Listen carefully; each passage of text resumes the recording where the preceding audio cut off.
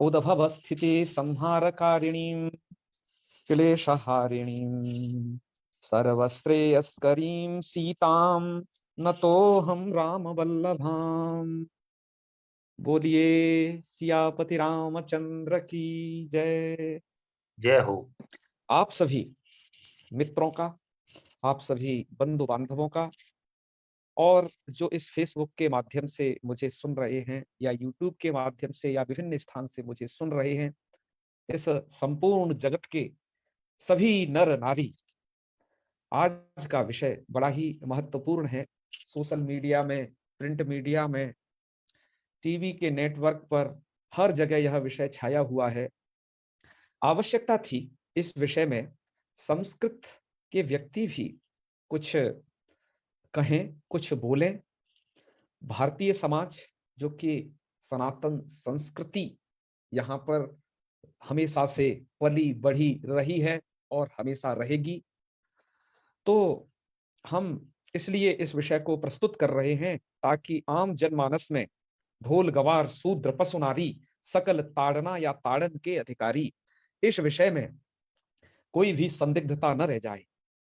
इसके लिए हमने बहुत सारे वीडियो, चाहे वो सुधांशु त्रिवेदी जी का हो, चाहे आपके आश्रय वाले वो अंग्रेज बाबा हों, या आपके वृंदावन वाले पीतांबरधारी ब्रह्मचारी राधा वल्लभ संप्रदाय के वो स्वामी जी हों, या फिर स्वामी राम भद्राचार्य जी महाराज हों, जगत गुरु राम भद्राचार्य जी महाराज हों, या फिर इस संदर्भ में हमें जहां से सोशल मीडिया से, आप बहुत सारे लोगों के चैनलों से जो कुछ मिला, उस सब को हमने विधिवत अध्ययन करके, और इसके जितने भी पूर्व पक्ष मुझे प्रिंट मीडिया अखबार के माध्यम से मिले, मैंने उन सब का अध्ययन करके अपने इस विषय को मैं प्रस्तुत कर रहा हूं।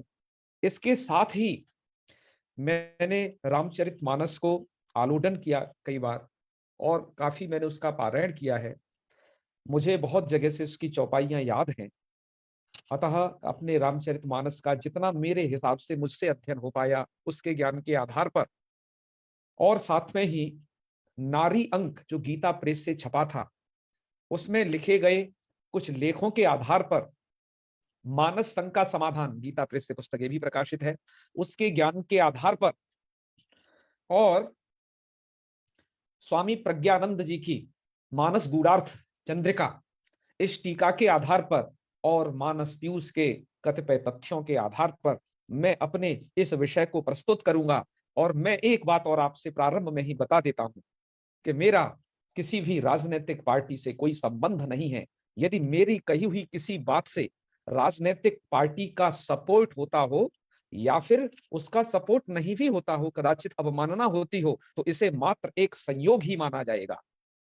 तो मैं अब अपने विषय को प्रस्तुत करता हूं, और मैं सबसे पहले तो बताऊंगा कि आक्षेप कहां लगे हैं, हमारे समाज को कैसे विखंडित करने की, कैसे तोड़ने की कोशिश की जा रही है। और हम इस अवधि पाठशाला चैनल के माध्यम से जिन्होंने ये कार्यक्रम आयोजित कराया है, यह कार्यक्रम उनके भी फेसबुक पेज पर है। इनके माध्यम से हम एक ही बात को हमेशा कह रहे हैं और कहेंगे: स्वस्थ समाज, सुरक्षित समाज और संगठित समाज, हमें इसकी परिकल्पना करनी है। और इस समाज में, इस समाज को तोड़ने में जो लोग आ रहे हैं, शास्त्रों पर आक्षेप उठा रहे हैं, और आक्षेप तो छोड़िएगा, जो काम कभी खिलजी के वंशज कर गए, जो भारत के पुस्तकालयों को जला गए, उसी लाइन में आज खड़े हो रहे हैं। मैं ऐसे भी सभी भाइयों से कहूंगा कि इस वीडियो को अवश्य आप देखें। और हमने इसमें तमाम तर्क की भी बातें रखी हैं, और स्वयं गोस्वामी जी अथवा गोस्वामी से अदर जो भी हमारे संत हैं जिन्होंने इस विषय पर कहा है, उस सब पर हम प्रकाश यहाँ पर डालने वाले हैं।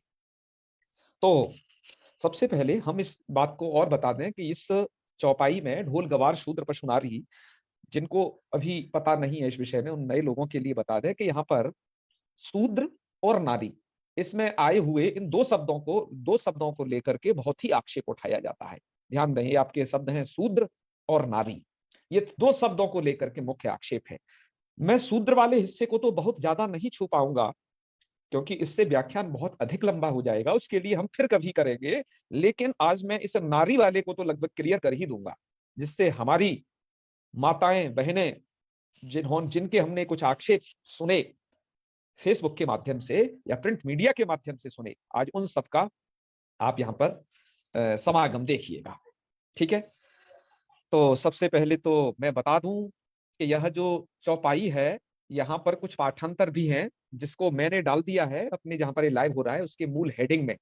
यहाँ पर मिलता है ढोल गवार शूद्र पशु नारी, शूद्र की जगह पर जो वेंकटेश रामायण से जो संस्करण छपे थे उसमें यहाँ पर पाठ मिलता है क्षुद्र शब्द का।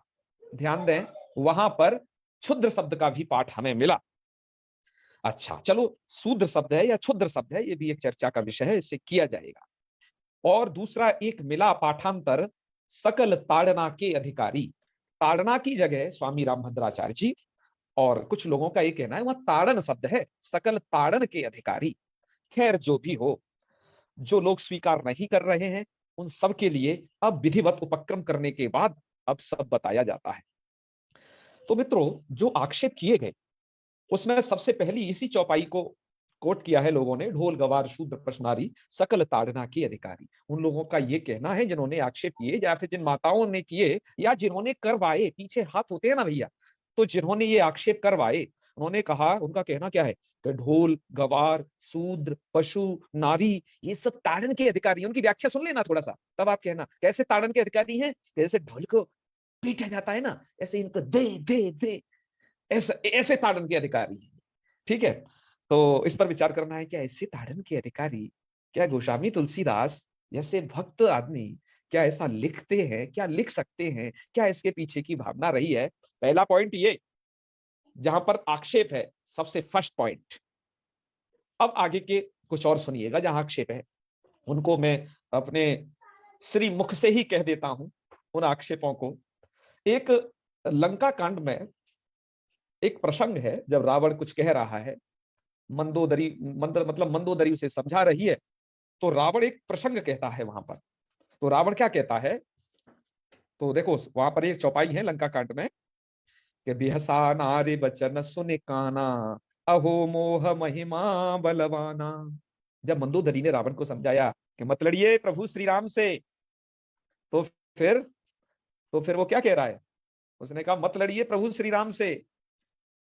तो बिहसा नारी वचन सुने सुने काना, नारी के वचन सुनकर के बड़ा हंसा मुझे समझा रही है, बड़ा हंसा। अहो मोह महिमा बलवाना, अरे ये मोह की महिमा बड़ी बलवान है। और क्या कहा रावण ने कि नारी स्वभाव सत्य सब कहीं, और अवगुण आठ सदा उर रही। कि नारी के स्वभाव को सभी ने सत्य ही कहा है कि इनमें 8 अवगुण रहते हैं नारियों में। अब नारियों ने ये अब ये सुना, अब भड़क गई। वो 8 कौन कौन से हैं सुन लीजिएगा इनको। और वो 8 अवगुण ये हैं कि साहस अनृत चपलता माया, और भय अविवेक असौच अदाया। ये 8 अवगुण है।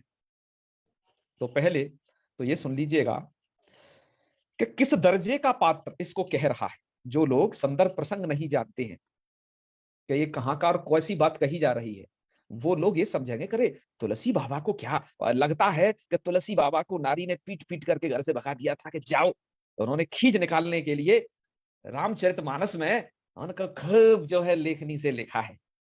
ऐसा कदाचित मन में आता ही है, कदाचित नहीं, अब तो आने ही लगा है भैया। जब प्रतियां जलाई गई तो बड़ा कष्ट हुआ सभी भक्त लोगों को। कष्ट इस मायने में नहीं, कष्ट इस मायने में है जो आप जिन अधर्मियों के कहने से ऐसा कर रहे हैं वो अपने कार्य में दरअसल सफल हो रहे हैं। जो जलाया करते थे भारत की संस्कृति को, भारत के पुस्तकालयों को, अब वो तुमसे जलवा रहे हैं। ये सब सनातनी हिंदुओं इनसे जलवा रहे हैं। कष्ट की बात तो यह है। तो अब ये 8 सुने भैया, साहस अनित चपलता माया भय अविवेक असौच अदाया। अब माता जी भड़क गई सब। तो भड़कने के 2 कारण मैंने कहे, अभी मैं भड़कने के सब कारण कह देता हूं, तो इससे मैं समाधान बाद में करूंगा, इसलिए लोगों को समझ में आ जाए कि कहां कहां दिक्कत हुई है। और क्या लिखते हैं, एक जगह प्रसंग आता है जी अरण्य कांड में। अरण्य कांड में एक जगह जो प्रसंग ये है कि पति चाहे कैसा भी हो, ठीक है, वृद्ध, वहां पर बहुत सारी चौपाई है, मैं कुछ ही उद्धृत करूंगा। और बाकी जो सयाने लोग हैं वो तो थोड़े में जामे ही सयाने, उनको समझ लेंगे। वृद्ध रोगवश जड़ धन हीना और अंध बधिर क्रोधी अति दीना, ऐसे उपति कर किए अपमाना और नारी पाव जमपुर दुख नाना। अब पति चाहे कैसा भी हो, देखो क्या कहा, देखो कहाँ कहाँ पकड़ करी है इन सब चीजों की, और उन्हें सब आप जानिएगा, इससे आप भी भविष्य में उत्तर दें।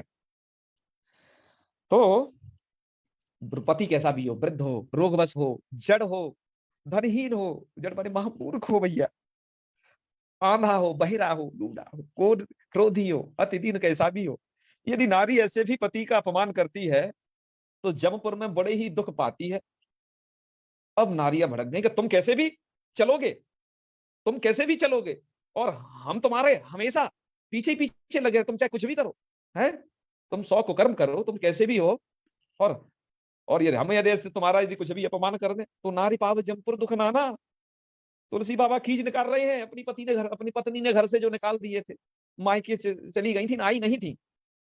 तो भैया ये भड़कने का कारण अभी आप सुन लीजिए, उत्तर में बाद में दूंगा, क्योंकि ऐसे मर्म स्थल आपको पता होना चाहिए कहां पर आपकी संस्कृति पर कैसी चीजों को लेकर के कुठाराघात किया जा रहा है। एक जगह इसमें कहीं आया है, ऐसे बहुत सारे स्थल है, जे में स्वतंत्र भाई बिगड़े नारी, स्वतंत्र होने पर नारी बिगड़ जाती है, ये वाली बातें आई हैं।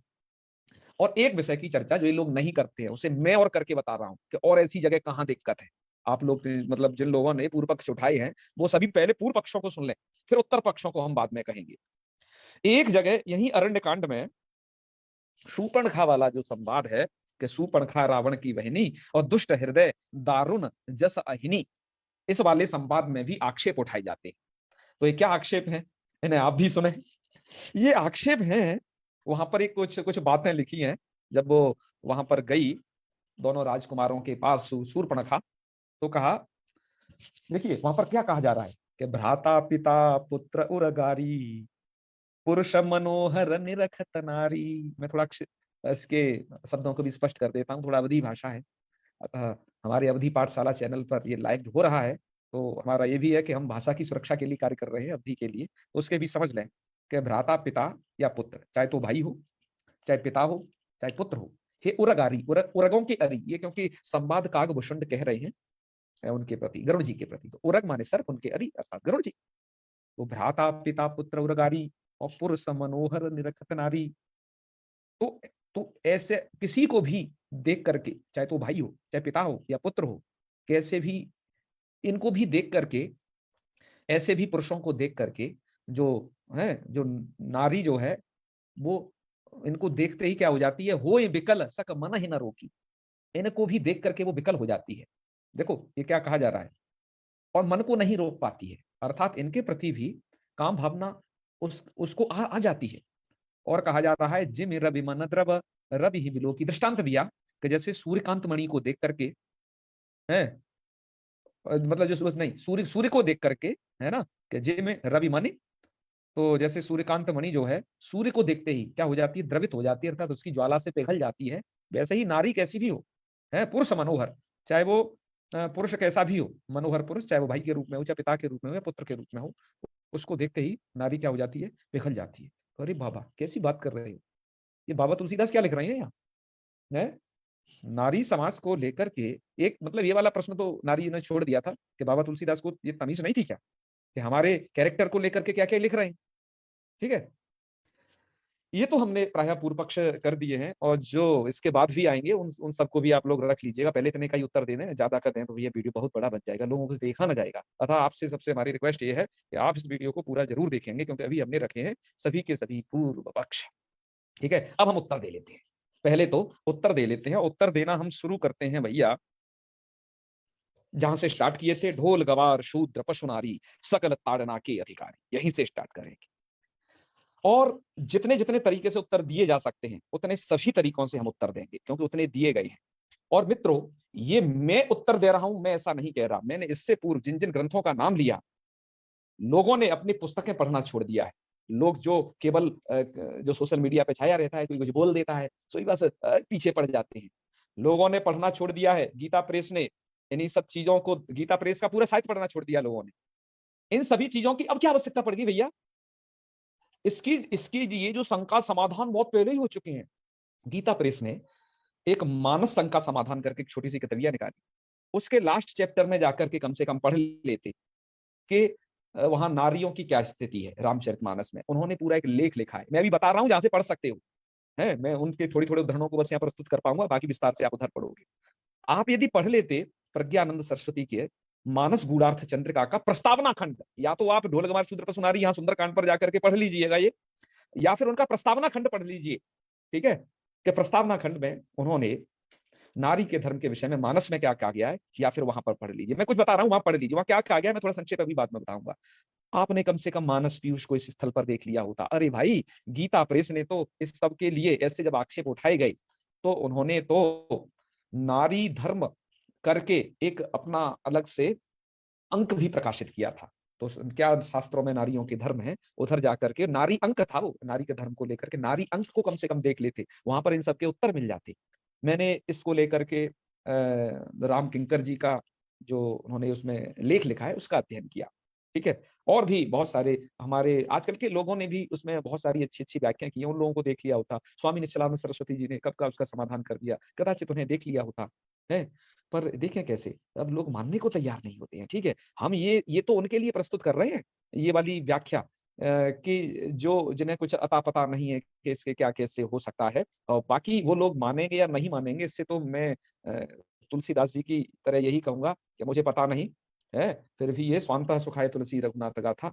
तो इसके लिए कह देनी चाहिए इन सब बातों को, जिससे आप लोग समुचित समाधान कर सकें, जो लोग समाज में हैं वो उनके उत्तर को दे सकें। देखिए, सबसे पहले उठाते हैं वहीं से ढोल गंवार शूद्र पर सुनारी। देखिए यहाँ पर सबसे पहले तो ये पता होना चाहिए कि यह जो बात है कह कौन रहा है, यह बात कह कौन रहा है, जिन्हें संदर्भ प्रसंग याद नहीं है। देखो, ढोल गंवार शूद्र पर सुनारी एक ऐसे समुद्र, ये समुद्र ने कही है। वो कैसा व्यक्ति है, भगवान उसे याचना करते रहे रहे गए 3 दिन बीत, भूखे प्यासे सब कुछ, और तो बात नहीं बनी है। तो ऐसा व्यक्ति आकर के अपने कैरेक्टर में प्रवेश होकर के क्या बात कह रहा है, वो ये समुद्र की उक्ति है। वो कह रहा है जी ढोल गम, इससे आगे और भी है, मर जादा प्रभु तुम्हारी शिख की नहीं, ये सब, और उसके बाद है ढोल गंवार शूद्र पर सुनारी सकल ताड़ना की अधिकार। ये समुद्र कह रहा है। ठीक है, जो कि इसका एक नीच कैरेक्टर है इस बात को। और इससे जो दूसरी वाली उक्ति है उसको कौन कह रहा है, मैं सब उक्तियों को आपको बता देता हूँ कौन कौन कह रहे हैं। ये दूसरी उक्ति है वो रावण कह रहा है, मैंने आपको बताया ही था कि अवगुण 8 सदाउर रही, साहस अनृत चपलता माया भय अविवेक सोच आया। मंदोदरी रावण के संवाद में इस बात को रावण कह रहा है, फिर में 8 अवगुण रहते हैं, इस बात को रावण कह रहा है। अब ये बातें जिन लोगों को महाकाव्य के बारे में कुछ जानकारी नहीं है, ठीक है, और वो वाला प्रसंग देखो, वो वाला शूर्पणखा वाला, जहाँ की मैंने आपको ये सभी तमाम उदाहरण सुनाए थे कि शूर्पणखा रावण की बहनी कह रही है वो कि भ्राता पिता पुत्र उर्गारी पुरुष मनोहर निर्घत नारी वही विकल सक मना ही न रोकी। ऐसी बात जो कह रही है, ये कौन कह रही है? ये कहाँ का प्रसंग है? ये भैया शूर्पणखा का प्रसंग है। ठीक है, ये सब नारियों के प्रसंग सुन लीजिएगा कि ये वाले प्रसंग है। अब यहाँ पर देखो, कैरेक्टर कौन कह रहा है इस बात का फर्क पड़ता है। जैसे मैं आपको उदाहरण दूं, आप लोगों ने गदर मूवी तो देखी होगी ना सबने, अब तो गदर 2 भी आने वाली है, गदर फर्स्ट वाली भी देखी होगी। तो गदर में वो क्या कहता है अमरीश पुरी, कि जब तक तू हिंदुस्तान मुर्दाबाद नहीं कहेगा सकीना को हासिल नहीं कर सकता। इसका मतलब क्या है? इसका मतलब क्या है कि क्या उस मूवी के लेखक जो सत्यमान तलवार, या फिर उसके निर्माता नितिन कैनी जी, या फिर उस मूवी के निर्देशक अनिल शर्मा जो ये थे, ये सब हिंदुस्तान विरोधी हैं? क्या ये सब पाकिस्तान प्रेमी है? आप मुझे बतावें, ऐसा नहीं है ना। तो कैरेक्टर को ये महाकाव्य लिखा जा रहा है तुलसीदास जी के द्वारा। वो कहते हैं नाना पुराण निगमागम सम्मतम यत रामायणे निगदितम कुछ धन्य तो, वो इस बात को कह रहे हैं, ये महाकाव्य लिखा जा रहा है। और महाकाव्य में जब उसका विलन ऐसा नहीं होगा कि जिसमें कुछ दम हो, कुछ ऐसी बात कहे कि लोगों में उग्रता न फैले, तो वो मूवी हिट कभी होगी क्या? वो मूवी हिट नहीं हो सकती। ठीक है, तो अतः जिन कैरेक्टर ने ये बात कही है वो दर्शाना चाहते हैं ऐसी सब चीजों को। ठीक है, सबसे पहले तो ये बात आपको समझनी पड़ेगी, क्योंकि जिन्हें जो संस्कृत बैकग्राउंड के हैं वो अच्छे तरीके से जानते हैं महाकाव्य के कुछ लक्षण होते हैं, तभी वो महाकाव्य माना जाता है। अग्नि पुराण के 137वें अध्याय में महाकाव्य के कुछ लक्षण लिखे हैं पांडे जी। वो ये हैं, नगरार्णव शैलर्तुर चंद्रार्काश्रम पादपैः उद्यान सलिल क्रीड़ा मधुपान रथोत्सवैः दूती वचन विन्यासई असती चरिताद्भुतई। मतलब उसका मैं आपको हिंदी में बता देता हूँ कि जो महाकाव्य होते हैं उसमें नगर के अर्णव, नगर माने आप जानते ही, अर्णव माने समुद्र, और ऋतुओं के शैल अर्थात पर्वत इत्यादि के, और चंद्रार्क मतलब सूर्योदय अथवा सूर्यास्त के, चंद्रोदय या चंद्रास्त के, ये सब वर्णन होती है महाकाव्यों। तो वो तुलसीदास जी के भी महाकाव्य में ये सब वर्णन है। और क्या होता है, उद्यान सलिल क्रीड़ा मधुपान रथोत्सव, ये मधुपान रथोत्सव इत्यादि के सब प्रसंग होते हैं, वो तुलसीदास जी की में भी है। और क्या है, दूती विचर विन्यास असती चरिताद्भुत, और इसमें असती स्त्रियों के भी चरित्र होते हैं। असती स्त्रियों के चरित्र कैसे होते हैं वो भी वर्णन होता है। अब मैं सूर्पणखा वाले प्रसंग पर दरअसल जम करके जाना चाहता हूँ, है असती चरिताद्भुत, इस बात को थोड़ा समझे तभी वो महाकाव्य है। वहां क्या है कि जो सूर्पणखा है वो असती स्त्री, असती मतलब जो सती नहीं है, असती स्त्री के चरित्र में ये जो चौपाई उठाई गई उनके द्वारा, ये असती के चरित्र को दृढ़ कर रही है। यदि असती के चरित्र में बाबा तुलसीदास सती जैसी बातें करें तो वो मतलब विलेन नहीं मानी जाएगी। वो लगेगा अरे सूर्पणखा तो ऐसी बढ़िया थी तो काहे उसके नाक कान काट दिए। अब वो कुछ ऐसी बात कहे ना तब लक्ष्मण को गुस्सा आएगा, तब नाक कान कटेगा ना, ये बात है। अच्छा, मैंने इसका जो अध्ययन किया और मुझे लगा कि नहीं, इसमें 4 तरीके की स्त्रियों के विभाग आपको समझने चाहिए। रामायण में 4 तरीके की स्त्रियों का विभाग है। मैं जैसे सबसे पहले जाऊं, ढोल गमार शूद्र पशु नारी के प्रसंग में सब बातें चल रही हैं, याद रहे आपको कि इसमें 4 तरीके की स्त्रियों के पूरे रामचरितमानस में वर्णन है। पहली कैटेगरी सीता, कौशल्या, मंदोदरिया, अनसुईया, ऐसी सती स्त्रियों के चरित्र हैं। ठीक है, सती स्त्रियों के चरित्र हैं। बाबा तुलसीदास तो सीता के लिए क्या लिखते हैं, उद्भव स्थिति संहार कारिणी क्लेश हारिणी सर्वश्रेयस्करीम सीताम न तो हम राम वल्लभाम, ये कहते हैं। ठीक है, एक तो इस प्रकार की अनुसुईया के चरित्र को आगे देखो कितना बढ़िया कहा है। इन चरित्रों को आप देख लीजिएगा, हैं जस जस पुनीत कौशल्या देवी, इनके चरित्रों को आप देखिएगा कितने बढ़िया से वर्णन किया है। एक तो इस प्रकार की नारियां हैं जिनका वर्णन किए, और दूसरी नारियां देखो, दूसरी कैसी हैं। एक दूसरी नारी ऐसी भी हैं जो है तो अच्छे खानदान की, लेकिन कुछ उनके कृत्य अच्छे नहीं थे, जैसे कैकेयी। ठीक है, कैकेयी ने तो ये सब काम किया है, सब कुछ कांड किया, लेकिन आप बताओ यदि ढोल गवार शूद्र पशु नारी सकल ताड़ना के अधिकारी होते तो दशरथ जी दे धपाक की कई को धुन डालते। लेकिन बताइए वहां पर ऐसा है क्या, ऐसा बिल्कुल भी नहीं है। अरे और तो छोड़िए, नारी चरित्र का वर्णन, सती का भी वर्णन बाबा तुलसीदास जी की है। सती ने तो क्या कर दिया था, आप उस चरित्र को जानते ही हैं, झूठ बोल दिया था। झूठ बोल दिए थे तो महान क्रोध के अवतार जो भगवान रुद्र भगवान शिव हैं, उन्होंने उनसे ये नहीं कहा कि तुमने झूठ क्यों बोला, ये डंडा ये ठुकाई, कुछ नहीं है, अपने समाधि में चले गए। तो बताओ यदि ये बात सकल ताड़ना के अधिकारी होते तो बताइए इनको कैसे, इनको तो ताड़ना ही नहीं है, इन्होंने तो गलती भी की है तब भी। ठीक है, अब आइए कुछ असती स्त्रियों को देख लें। उसमें सूर्पणखा है, उसमें मंथरा है और लंकिनी है, ये 3 टाइप की स्त्रियां अलग है। ठीक है, और ये थोड़ा राक्षस खानदान से रिलेटेड है। ठीक है, और एक एक चौथी कैटेगरी है जो राक्षस खानदान में होती हुई बढ़िया है, और उसके चरित्र को भी बढ़िया से बाबा वर्णन किए है, वो है ताड़का का। है वो ताड़का नहीं, त्रिजटा है, गलत हो गया थोड़ा, त्रिजटा का चरित्र। त्रिजटा नाम राक्षसी एका राम चरण चरण रत निपुण मिलेगा, एक वो वर्णन है। अब आप हमें बताइए, ये 4 तरह की स्त्रियों के जो वर्णन इसमें किए गए हैं, तो ये जो चौपाई है इनका ये किस ढंग में ठीक होती है। ये 4 तरीके की स्त्रियों के वर्णन है, आप ये देख चुके हैं। अब आइए आपको कुछ बात और बताते हैं कि यहाँ पर जो आजकल जो समाधान किए जा रहे हैं वो समाधान उन लोगों के द्वारा मान्य नहीं हो रहे हैं। जैसे समाधान किया सकल ताड़ना के अधिकारी है, ये चल रहा है, ये ताड़ना नहीं है जी, ताड़न के अधिकारी। ताड़न मतलब गीता पुरस्कार ने तो शिक्षा देना ऐसा अर्थ कर दिया है। ठीक है, सकल ताड़न के अधिकारी, इसका सब लोग कह रहे हैं नहीं, इन सकल ताड़न के अर्थात इनको अच्छी शिक्षा दो, 7 मिनट बाद नजर भी बनाए रखो किस पर, ढोल गवार शूद्र पशु नारी है, जो आजकल व्याख्या की है हमारे स्वामी राम भद्राचार्य जी ने व्याख्या की है, सुधांशु त्रिवेदी जी ने ये व्याख्या की, और भी हैं आश्रय चैनल वाले वो अमोघ कृष्ण जी, क्या उनका नाम है, उन्होंने ये व्याख्या की कि वो जो है उन पर दृष्टि बनाए रखो, उनको लगातार देखते रहो, ऐसा अर्थ किया सकल ताड़न के अधिकारी, जो कि अर्थ ये होता भी है। और ताड़न शब्द के कई अर्थ हैं, उसको आप उठाकर देख लीजिए। ठीक है, ताड़न का शिक्षा देना, सीख देना और देखना, ये सब अर्थ है। लेकिन जिन्होंने मान लिया है कि नहीं, ताड़न का अर्थ हम ये मना नहीं कर रहे कि पीटना नहीं होता, लेकिन तुम जो मान लिए हो कि नहीं ताड़न का हम पीटना ही अर्थ लेंगे, और इनको भड़का करके और क्या करेंगे, भारतीय समाज के बहिष्कृत करवा करके उसी खलमंडली में जाकर के शामिल हो जाएंगे जिन्होंने यहाँ की विद्या वैभव को जलाया है। आप यदि वही अर्थ लोगे, इसका मतलब आपकी बुद्धि संकुचित है। आप ताड़न का मारना ही अर्थ लोगे, इसका मतलब आप ना तो शब्दों की व्यंजना को समझते हो, ना ही आप उसके साथ मतलब एक अन्याय कर रहे हो। और कैसे, मैं आपको थोड़ा बताता हूं। तो चलो ताड़नकार तो आप तो कह रहे होंगे नहीं, शब्दों के अनेक अर्थ नहीं होते, आप तो एक ही अर्थ मान रहे हो ना। तो आइए बाबा रहीमदास जी से थोड़ा मिलिए। बाबा रहीमदास ने लिखा है कि रहीमन पानी राखिए, बिन पानी सब सून, और पानी बिना न उबरे मोती मानुष चून।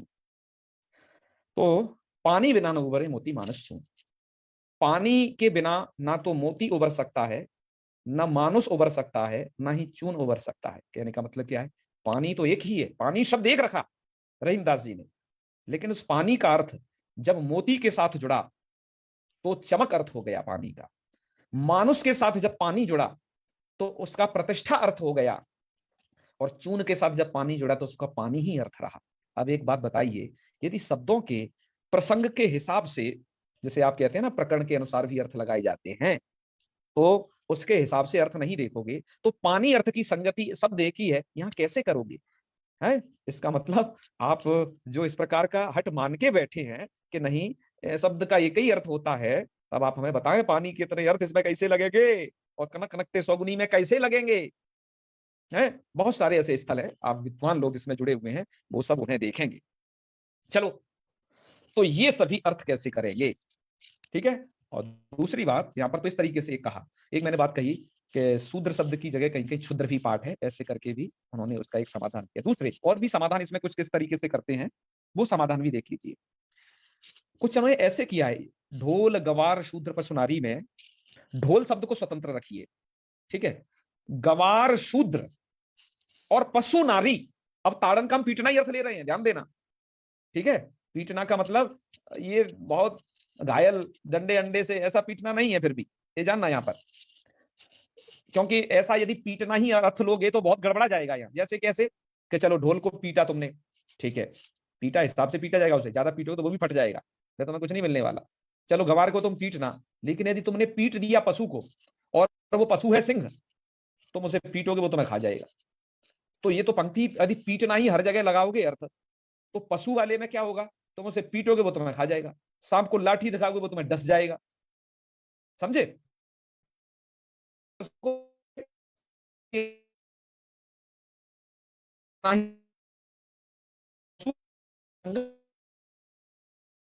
आवाज आवाज आवाज थोड़ा गड़बड़ा रही है। मानते हो आवाज पीटना नहीं आ सब रही। जगह, हाँ तो आप ये मानते हो कि नहीं पीटना ही पीटना सब जगह ऐसा अर्थ हो जाएगा, तो ये बात गड़बड़ा जाएगी, मेरा ये कहने का मतलब है। ठीक है जी सोहम जी, आपने यहाँ तक सुन लिया ना कि यदि पीटना अर्थ लेंगे तो पशु के साथ संगत नहीं हो पाएगा, क्योंकि पशु को पीटा तुमने, सिंह को है, व्याघ्र को पीटा, ऐसे हिंसक पशुओं को कदाचित तुम पीट दिए, तब ये संगत नहीं हो पाएगा। पशु शब्द वहां पर सामान्य पढ़ा गया है, तो पीटना ही हमारे हर जगह एक ही जैसा अर्थ हम रख नहीं सकते। जैसे हम मोती मानुष चून में पानी का अर्थ अलग अलग रखते हैं, ऐसे ही ताड़न का अलग अलग हिसाब है, ठीक है ना। केवल ढोल में थोड़ी सी थपकी लगाओगे तब ताड़न से मधुर ध्वनि उत्पन्न होगी, और तुम लेके डंडा ताड़ दिए बेचारा फट जाएगा। तो काय का ये ताड़न का अधिकारी हुआ, और अधिकारी शब्द को लेकर के भी इसमें विचार किए गए, तो ये नहीं बनेगा। अच्छा, तो हर किसी के साथ पीटना अर्थ बिल्कुल संगत नहीं हो सकता, पहली बात, ठीक है। और आजकल तो नारी को पीटने वाली बात करते हो ना, तुम ज्यादा बोल के भी दिखा दो, वो फोन लगा देगी, कितना वो कॉल होता है 112 पर, तुरंत उठा ले जाएंगे सब, भैया ये पीटने टीटने की बात गई, तुम लोगों को बहका रहे हो ऐसे ही है। नारियों से भैया बात भी ना करो उतनी ज्यादा। हाँ, तो नारियों को पहले भी सुरक्षा सम्मान था, आज भी सुरक्षा सम्मान है, और अब आपको बताएंगे क्या सम्मान था।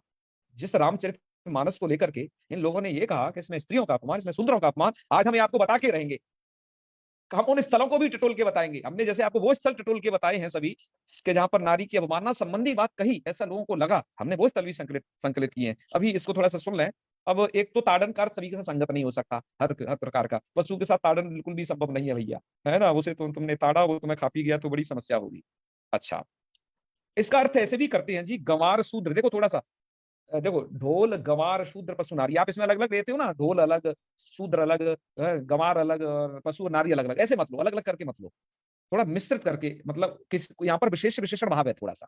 ढोल को अलग कर लो, गंवार शूद्र है, गंवार अर्थात ग्राम्य है, तो गंवार शूद्र, क्योंकि शूद्रों की दो तरह की कैटेगरी है, एक तो सत शूद्र, एक असत शूद्र, ये धर्म शास्त्रों में बड़ी ही प्रसिद्ध है ये कैटेगरी, ठीक है। और शूद्र शब्द एक बात समझना भैया, कोई गाली वाली ऐसी चीज नहीं है, उन शूद्रों को अंत्यज भी कहा जाता है, और पदभ्याम शूद्र हो जाए तो मंत्र भी कहता है, जो वेदों की दुहाई देते हैं वो वेदों को भी देख ले। तो महात्मा गांधी जिन्होंने हरिजन कहा, ठीक है, और ये बात सत्य है। तो अब गंवार शूद्र और पशु नारी इसको इसके साथ लगाएं, अर्थात जो पशु प्रवृत्ति की नारी, ये सब सकल ताड़न के अधिकारी। ये सब किसके अधिकारी हैं? ताड़न के अधिकारी हैं। अर्थात इन पर ज्यादा भैया बनाए रखो फोकस, नहीं तो क्या होगा। नहीं, अब सुन लीजिए, सबसे ज्यादा भारतीय संस्कृति में प्रहार कहां किया जाता है? छोटे सुनना, सबसे ज्यादा भारतीय संस्कृति में जो प्रहार किया जाता है, सबसे पहले हमारे हरिजन वर्ग को लोग भड़का करके ये कर रहे हैं कि नहीं आ जाओ भैया हमारी पार्टी में शामिल हो जाओ। क्यों? कि भैया तुम भड़का ही जा सकते हो। अतः बाबा तुलसीदास कह रहे हैं सकल ताड़न के अधिकारी, इन पर निगाह रखो कहीं उधर न चले जाएं। ये भी अर्थ समझिएगा, इन पर निगाह रखो कहीं इधर से उधर न चले जाएं, है कि ये बन जाओ वो बन जाओ। उन्हें तमाम लोभ दिए जाते हैं जी। और नारियों को, यही स्थिति नारियों की है? आपने नहीं सुनी है क्या बहुत सारी घटनाएं कि किसी मुस्लिम लड़के से प्रेम हो गया और जाकर के जो है अपने उधर सेट हो गई। तो क्यों कह रहे हैं बाबा तुलसीदास, वो भविष्य देख रहे हैं, कह रहे सकल ताड़न के अधिकारी भैया इन पर नजर बनाए रखो, ये स्त्री रत्न है, ये बिगड़ने न पावे, ये समाज के अभिन्न अंग है हमारे। और स्त्री पुरुष में तो भेद करना एक बहुत ही बड़ी नाइंसाफी है। अरे भैया उस ब्रह्मा के राइट हैंड साइड से मनु है और वाम हैंड और लेफ्ट हैंड साइड से शत्रुपा की उत्पत्ति है। तो एक ही चीज की दो शक्ति अलग अलग है ये। लेकिन तो शक्ति पर थोड़ा ध्यान ये रखना है कि ये जो है विधर्मी लोग उन्हें भटका न ले जाए, तो ये ध्यान रखना है, ठीक है ना। वो भी सब पर नहीं, पशु नारी, पशु प्रवृत्ति। मैं ऐसा इस अर्थ के लिए क्यों कह रहा हूं, ऐसे अर्थ के संकेत रामचरितमानस में मिले हैं, और वो मिले हैं किष्किंधा कांड में। मैं आपको चौपाई सुनाता हूं, जाकर के देख लीजिएगा इस किष्किंधा कांड की। वहां पर लिखा है कि सेवक सठ नृप कृपन कुनारी और कपटी मित्र सूल समचारी। कि सेवक सठ, यदि सेवक सठ हो गए, सठ माने मूर्ख, नृप कृपन, यदि नृप जो है कृपण है, और कुनारी, यदि कुनारी मतलब कुत्सित नारी माने बिगड़ी हुई नारी। मैंने इसमें 4 तरीके के विभाग किए हैं। कुनारियों की श्रेणी में सूर्पणखा, मंथरा और लंकिनी, इनको रखिएगा, ये है कुनारी, ठीक है। हाँ, और नहीं लेना है बिल्कुल भी, क्योंकि 4 तरीके की श्रेणी हमने इसमें रखी है। और कपटी मित्र, और ये चौथा हो गया कपटी मित्र, सूल समचारी, ये सब चारों सूल के समान है। तो वहां पर देखो विशेषण विशिष्ट बना करके थोड़ा काम किया, कुनारी शब्द दिया, वहां कुनारी दे रहे हैं बाबा तुलसीदास पीछे किष्किंधा कांड में। और यहाँ पर नारी को केवल ऐसे नहीं जोड़ के देखिएगा, पशु नारी है, पशु प्रवृत्ति की नारी, ये उसका अर्थ आप करें।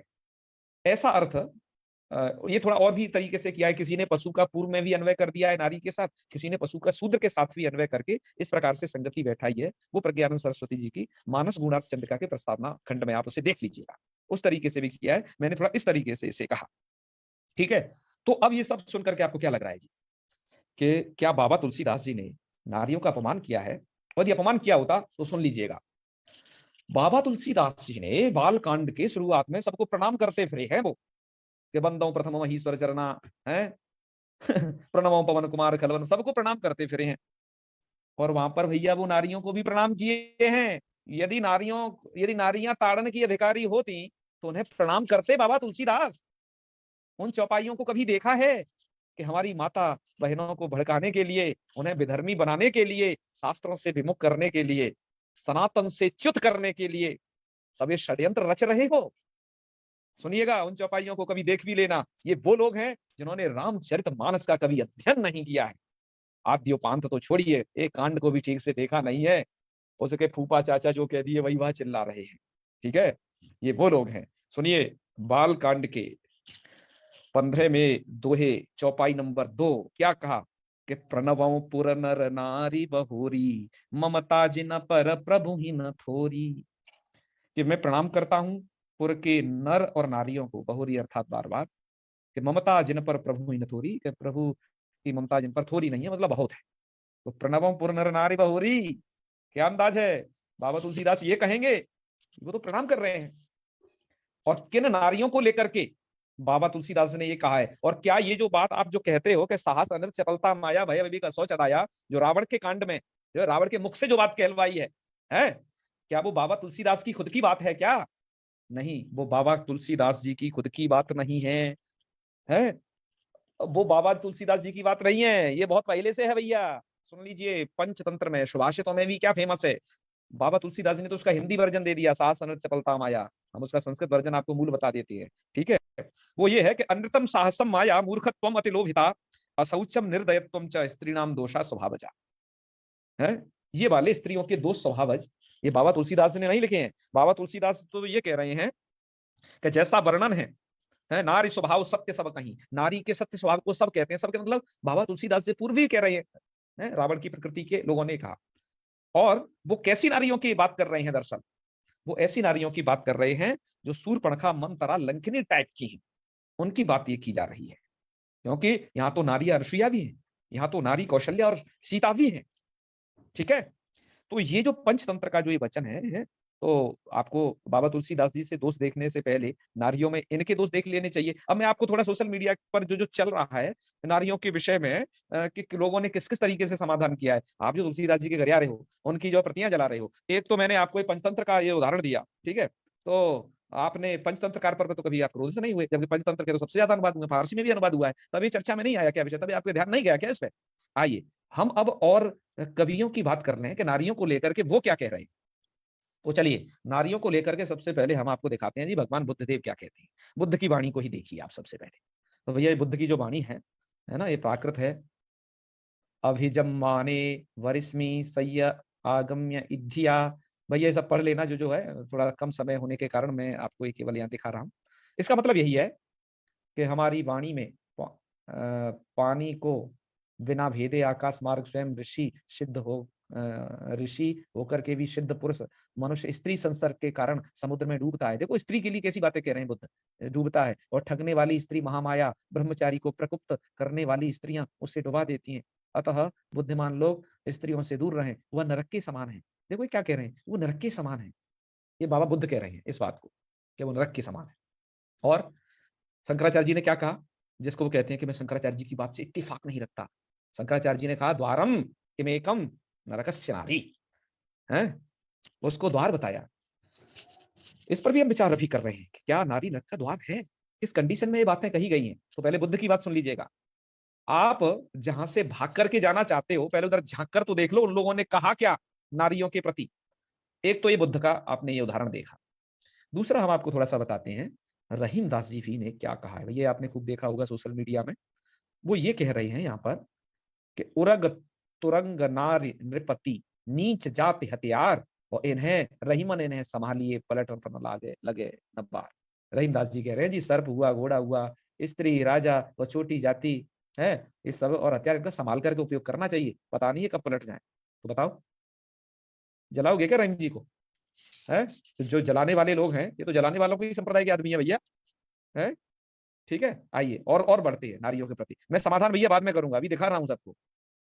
ये भैया जो टारगेट कर रहे थे, अब ये बाबा तुलसीदास के अलावा कबीर दास जी को भी देखिए। वो कह रहे हैं नाई नारी की झाई पड़त अंधा होए भुजंग, और कबीरा तिनकी कौन गति जो नित्य नारी संग। तो भैया नारी की जब झाई पड़ती है ना तो सर्प भी अंधा हो जाता है। झाई कहते हैं भैया छाया को, ठीक है। और जो हमेशा नारी के संग रहता है तो भैया इसकी कैसी दुर्गति होती होगी। ये बाबा कबीरदास जी क्या लिख रहे हैं नारियों के लिए? ध्यान गया है कभी इधर? है, नहीं गया ना। आप जानिए कि नारियों का चक्कर क्या है, ये सभी क्यों निंदा करने कर रहे हैं नारियों की, ठीक है। उसका कारण सुनिएगा, मैं अब सबके उत्तर दे देता हूँ। द्वारम के मेकस नरकस्य नारी, जिस बात से स्वामी राम भद्राचार्य जी भी नहीं इत्तेफाक रखते हैं, उसका भी उत्तर सुन लीजिए। वो तो कहते हैं कि नहीं शंकराचार्य जी ने गलत कहा। देखिए सुन लीजिए बात किस संदर्भ किस प्रसंग में की गई। द्वारम के मेकम नरकस्य नारी अथवा जो ये बातें की गई। देखिए जब आप उपासना मार्ग मुक्ति मार्ग की तरफ बढ़ चुके हो तो वहां पर बीच में नहीं कुछ आना चाहिए। आजकल भी क्या कहते हैं, जब कोई बुढ़ऊ होता है ना स्त्री के प्रति किसी को दुर्भावना रखता है, कहते अरे भाई मरगट में दिन गिन रहा है और देखो माया इसकी छूट नहीं रही। ऐसों के लिए क्या कहा जाएगा? ऐसों के लिए ही दरअसल कहा जाएगा द्वारम के मेकम नरकस्य नारी। ऐसे लोगों के लिए नारी नरक का द्वार है। क्यों? अब ये साधना पथ में जातु, ऐसे लोगों के लिए द्वारम के नरक। और ये सब साधना पथ की बातें हैं। आप किसी एक उपासना पद्धति की तरफ बढ़ रहे हैं और आप चाहते हो संसार की हर चीज से छुटकारा, तो आपको जो जो व्यवधान हो, नारी ही नहीं, नारी का मोह नहीं, पुत्र का मोह भी उतना ही खतरनाक है। यहाँ तो पुत्र को भी गरियाया है, मोह सकल व्याधि न कर मूला, कहे बाबा तुलसीदास को। चाहे वो पुत्र का मोह, चाहे धन का मोह, नारी के प्रति मत कहिए उसे आप। कहने का मतलब है उपासना मार्ग के लिए यह जो चुंबकीय शक्ति है नारी, इससे थोड़ा दूर हटके ही आपकी उपासना हो पाएगी, समझे ना, वो आवश्यक है। अतः उसके लिए कहे गए।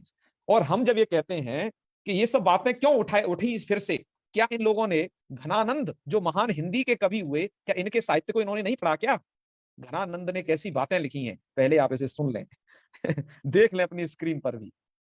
घनानंद ने ढोल गमार शूद्र पसुनारी एक एक को लेकर के यहाँ पर लिखा है, ये सोशल मीडिया में खूब चल रहा है, आप चाहे तो स्क्रीनशॉट भी इनके ले लेना, कि इस सबको उन्होंने क्या क्या कहा है। मैं मुख्य मुख्य चीजें पढ़ देता हूँ कि काठ की ढोल तामे मढ़ो जात मृग चाम रसरी सो फांस वामे मुदरी अरझावत है। और वही सब आगे भैया सब तक की बातें कह रहे हैं। या ही विधि ताड़न गुनी बाजीगर ढोलन को और माधव सुमधुर ताल सुरसों बजावत है। मतलब आप उसे बढ़िया से खींच के चढ़ाओगे है और मंद मंद उसमें थपकी दोगे, तब वो अच्छे से बजेगा। ये यहाँ पर ताड़न का अर्थ है। ये ताड़न के अर्थ को घनानंद जी ने, जो महान कवि हुए हैं, उन्होंने इस्तेमाल किया है, वो उन्होंने इसको स्पष्ट किया है। और गमार, गमार के विषय में देख लो, गमार के लिए क्या कहा है। और यहाँ पर ये ताड़न का भी अर्थ स्पष्ट कर रहे हैं, इसको कहते कहते मूढ़। गमार कौन है? मूढ़ मंद मति गुण रहित अजसी चोर लवार और मिथ्यावादी दम्रत माधव निपट गमार है। और इन कहूं समुझावऊ कठिन सहज सुनत नहीं कान। भैया इनको समझाना बड़ा कठिन होता है, ये समझते नहीं है, ठीक है। तो जा विधि समुझे ताही विधि, जिस विधि से ये समझे उसी विधि से ताड़त चतुर सुजान। तो इन्हें समझाना आपको है, तो इनको ताड़त अर्थात निरखत, इनको चतुर सुजान, इनको देखते हैं। ये क्या कह रहे हैं, ताड़त तो ताड़त शब्द की यहाँ पर व्याख्या की। शूद्र के लिए भी देखो इन्होंने ये सब लिखा, पढ़ लीजिएगा, इन सब इन्होंने इस बात का समाधान कर दिया है। और हाँ, और शूद्र को तो लेकर के एक और बात लिखी, जो यही बात मुझे थोड़ा आपसे कहनी थी। भोजन अक्षत पात्र विधि कह रहे हैं, शूद्र में ये सब देख करके आप जो दोष लगाते हो ना, यहाँ पर लिखा कि सोई नर शूद्रन मनु गने जात हैं माधव, जो मतलब ऐसा ऐसा काम करते हैं, लोभी नीच नर नारक की कहावत है, जो कामरत होते हैं, उनको शूद्र की संज्ञा इन लोगों को ऐसे को दी गई है। और जिनके ऐसा आचरण सब वेद बतावत है। और इन कहूँ सुधारी विवेकों सबई विधि ताड़त चतुर और नाहक मूढ़, ऐसे जो नाहक मूढ़ है वो दोष मानस में लगावत हैं। ऐसे लोग रामचरितमानस में दोष लगाते हैं। ये देखो, ये पहले ही से घनानंद के समय भी ये सब चल रहा था, इसलिए वो सब लिख लिखा के गए हैं यहाँ। और पशु के लिए स्पष्ट हो ही गया चतुर सुजान। और नारियों के लिए क्या स्थिति है, और वो सब इन्होंने लिख दिया कि नारी सरल चित्त की अति सहज अति दयालु सुकुमार और निज स्वभाव बस भ्रमति है माधव शुद्ध विचार। और माधव नारी सुसकल विधि सेवक चतुर सुजान और ताड़ीय सेय आपन, उसको ताड़िए सेय जो आपन, जो चाहत कल्याण, जो कल्याण चाहता है। तो ताड़त का मतलब उन्हें पीटिए नहीं ना, ताड़त का यदि ऐसा अर्थ करोगे पीटना पीटना, तो एक संस्कृत का बड़ा ही प्रसिद्ध श्लोक है, लालयित पंचवर्षाणी 10 वर्षाणी ताड़यित, बच्चे की 5 वर्ष तक बड़ी लालना पालना करो, 10 वर्षाणी ताड़यित, और 10 वर्ष तक क्या करो, एक डंडा लेके पीछे पड़ जाओ, ले दे धनादन। क्या ऐसा अर्थ है क्या? नहीं, ऐसा अर्थ नहीं है, ठीक है। उसे समझ लेना कि नहीं नहीं, ऐसा अर्थ नहीं है। मतलब उसकी देखभाल करो, कहीं गर्भवत किसी कुमार्ग पर जा रहा है, उसे बचाइए भैया, नहीं इस मार्ग पे नहीं जाना है, ठीक है। तो ये है। अब कुछ ये आया कि जी ये बाबा तुलसीदास नारियों के लिए बड़े उपदेश दिए हैं, जैसे अभी कहे कि पति कैसा भी हो, वृद्ध रोग बस है, जड़ प्रतिधीना, कैसा भी हो। और ये सब चलेगा क्या? क्या पुरुषों को कोई उपदेश नहीं देते क्या? कि नारियों के लिए इतना उपदेश देते, शास्त्र भर के रख दिए हैं इन्होंने। अब सुन लीजिए, पुरुषों के लिए भी उन्होंने शिक्षा दी है कि पुरुषों को कैसे रहना चाहिए। इस बात को भी सुन लेना चाहिए कि पुरुषों को कैसे रहना चाहिए। ऐसा नहीं कि नारियों पर सब तमाम ज्ञान झाड़ गए, पुरुषों से कुछ नहीं कहे हो, अरे हम तो अच्छे क्यों, पुरुषों ने शास्त्र लिखे ना भैया, अपने लिए अच्छी अच्छी बातें लिख लो है? और बाकी और को जो जहां नारी गए, नहीं ये तो बेकार है, ये तो सब जो है ये है, तो अपने लिए नहीं कुछ लिखा है क्या भैया? यहाँ बहुत लिखा है, ठीक है, इस पे भी। तो मैं कुछ चीजों को संकलित करके उसको भी आपके लिए दिखाता हूँ, क्योंकि आजकल कुछ लोग इसी बात पर राजनीति कर रहे हैं। अरे पहले के जो भी ग्रंथ लिखे गए ना, सब पुरुष प्रधान थे, इसलिए अब के ग्रंथों को थोड़ा मैं स्त्री प्रधान बना करके लिखना चाहिए। जैसे जो सीबीएस साइड की जो पुस्तकें हैं उसमें स्त्री को रोल प्ले करते हुए, मतलब जो संवाद लिखे गए हैं किताबों में, वो ऐसा लग रहा है जैसे आप कहते हैं मैं कहता हूँ, तो उसमें कहता है मैं कहती हूँ, मैं पढ़ रही हूँ, इस तरीके से संवाद लिखे गए हैं। वो ये दर्शाना चाहते हैं कि नहीं नहीं। तो देखो पुरुषों को लेकर के बाबा तुलसीदास जी ने क्या लिखा है, इसको यदि आप जान लीजिए। और स्त्रियों को लेकर के तुलनात्मक अध्ययन सा है ये भैया, लास्ट में और आप ही देख लीजिए, स्त्री पुरुष विषय। स्त्रियों के लिए जहां कहा कि उत्तम के अस बस मन माही, भैया वही अरण्यकांड की चर्चा है, अनुसुईया वाली सब उधर।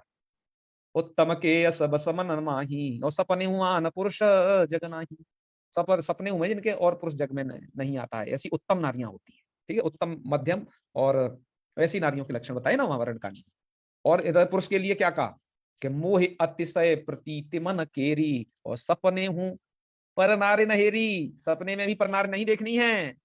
ये कहा पुरुष के लिए। अब सुन लें, वो पुरुष वाले तारी ठोकते हो, स्त्रियों को ऐसे लगाते हैं, वो भी देख लें बाबा तुलसीदास ने इनके लिए क्या कहा है। और जो नारियां कहती हैं जी नहीं कुछ कहा है, उन्हें दिखा दें कि बाबा क्या कह रहे हैं। मोहि अतिशय प्रतीत मन केरी, और जही सपने पर नारे ना हेरी, हेरी माने देखना, ठीक है।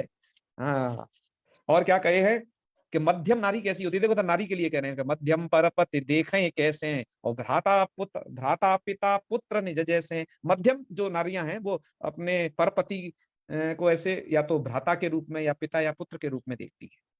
और पुरुषों के लिए क्या शिक्षा है यही कि जननी सम जानहि पर नारी, कि पर नारियों को जननी की तरह अर्थात माता की तरह समझिएगा। ये पुरुषों के लिए शिक्षा है। माता ये ना कहें कि नहीं बाबा तुलसीदास जी ने तो हम पर बड़ा ही किया है और इनके लिए कुछ ना कहा है, देख लीजिएगा इसका है। और देखिए स्त्रियों के लिए लिखा, धर्म विचार समझ कुल रही, और सो निश क्या है निष्क्रिय है चाहे निष्कंठ त्रिय श्रुत सब। भाई भैया देख लेना ये क्या भैया, पाठ का थोड़ा सा ही हो गया है गड़बड़ है। निष्कृत त्रिय श्रुत अस कहाई, मूल पाठ को मिला लेना रामायण से। और यहाँ पर पुरुषों के लिए क्या लिखा कि रघुवंश न कर सहज स्वभाव, और मन को पंथ पग धर न काऊ।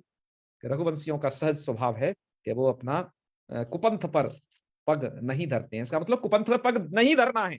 जो अधर्म की बातें हैं उनका पालन पुरुष को भी नहीं करना है। तो पुरुष विषय की सभी बातें बाबा तुलसीदास जी ने कही।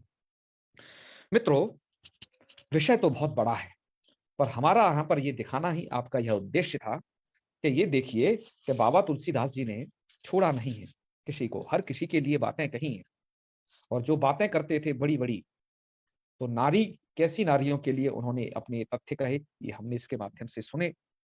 और पुरुषों के लिए उन्होंने क्या कहा, कहते हैं ना भैया पुरुषों को भी थोड़ा उपदेश दे देते, ये रोज पी पवा करके आ जाते हैं, महिलाओं को परेशान करते हैं कई उनमें रत रहते हैं, तो उनके लिए भी ऐसी बातें कही हैं। मेरे माता बहनों से निवेदन है कि ये चौपाइयां भी हम पुरुष को दिखावें, जब वो आपको दिखाते हैं ना ऐसे ही पतिका किए पमाना, नारी पाव जब पर दुखनाना, जब आप पर ऐसे तंज कसते हैं, तो बाबा के ये भी आप थोड़ा सा बता दीजिए कि सपने मुझे पर नारे ना हेरी, ऐसे हो क्या आप।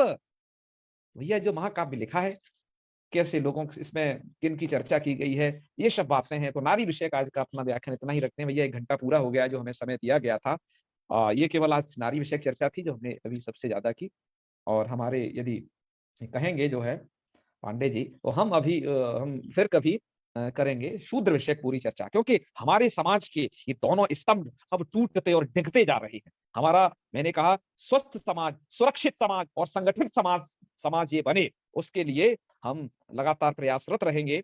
और आपको हमारे इस व्याख्यान में कहीं पर भी कुछ भी प्रश्न हो, कमेंट करिएगा, टिप्पणी जहां तहां आपको हमारे वीडियो मिल जाए, हम वहां से पढ़ करके आपको सबके उत्तर देंगे। ऐसे ही नहीं है, बड़ा शास्त्रों का अध्ययन किया है, ये ऊपर पुस्तकें देख लीजिए, ये केवल शो के लिए नहीं लगाई हैं, दिन रात बैठ करके इनका स्वाध्याय किया है। आपके जो भी प्रश्न होंगे उन सबका हम उत्तर देंगे, शास्त्रानुसार उत्तर देंगे। यदि आपका मानना ही नहीं है तो एक अलग बात है भाई, ठीक है। हाँ, और आपका स्वागत है देवप्रयाग में, यहाँ पर आकर के जानना चाहें प्रत्यक्ष विधि से तो वैसे भी बता देंगे। लेकिन जो समाज को में विघटन पैदा करने की कोशिश करेंगे, ऐसे लोगों को हम शास्त्र विधि से उत्तर देंगे, वो सुनना चाहेंगे तो इधर को। तो बस इतनी ही बात हम कहेंगे, और कभी शूद्र विषयक चर्चा को फिर कभी करेंगे, क्योंकि दोनों व्याख्यान जुड़ने से भी थोड़ा बड़ा हो जाएगा। तो भैया आज इतना ही।